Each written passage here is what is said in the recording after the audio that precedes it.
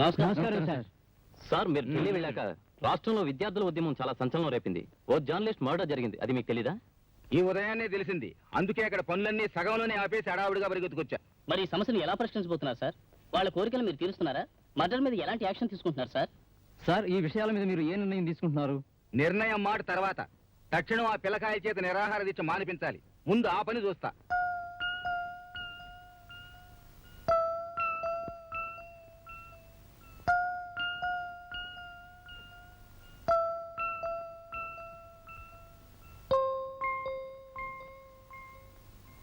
ఏమండి, చాలా రాత్రి అయింది, వచ్చి పడుకోండి.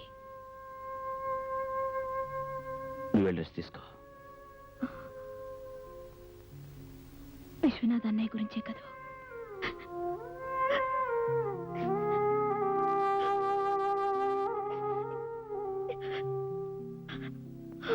వెళ్ళి పడుకో.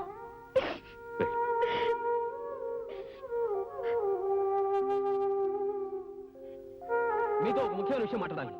అది అది ప్రెస్లో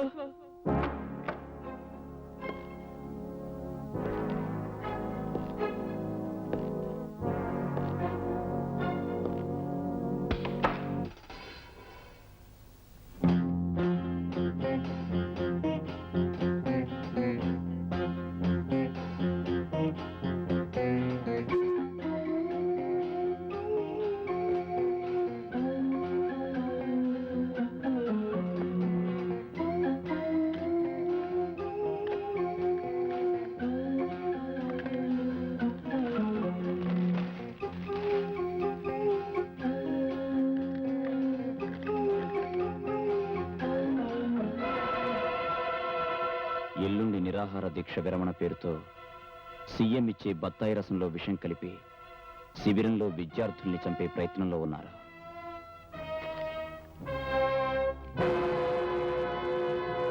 విద్యార్థుల న్యాయమైన కోరికలు, విద్యార్థుల న్యాయమైన కోరికలు, విద్యార్థుల ఐక్యత, విద్యార్థుల న్యాయమైన కోరికలు, విద్యార్థుల న్యాయమైన కోరికలు, విద్యార్థుల ఐక్యత, విద్యార్థుల ఐక్యత, విద్యార్థుల న్యాయమైన కోరికలు. అలాగే తెలుస్తాను గానీ నాకు విషయం చెప్పు. ఈ మండు టెంటలో ఈ గుడారం ఏంది? తిండి తిప్పలు లేకుండా రోజుల తరబడి ఇలా కూర్చోవడం ఏంది? ఏందయ్యా? మా కోరికలను ఎన్నిసార్లు మీ దృష్టికి తీసుకొచ్చాం. విద్యా విధానంలో జరుగుతున్న లోపాలను ఎన్నో సార్లు మీకు తెలియజేశాం.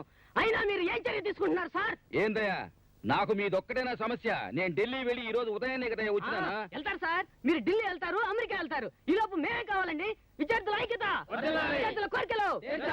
ఊరుకో. ఇలా అడ్డమైన సమస్యల్ని నెత్తినేసుకుని అనవసరంగా ప్రాణాలు పోగొట్టుకుంటారా? ఆడుతూ పాడుతూ చదువుకోవలసిన వయసులో ఏ ఎదవ మాటలు విని కష్టాలు కొంతెత్తుకుంటారా?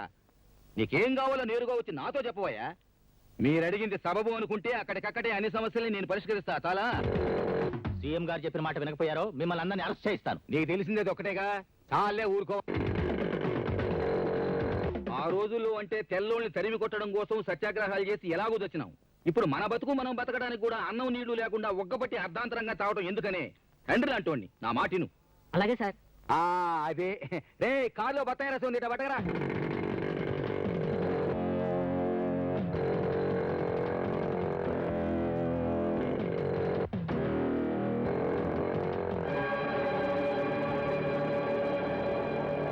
సార్ ఆగండి. ఆ బత్తాయి రసం తాగొచ్చు సార్, అందులో విషం ఉంది. విషమా?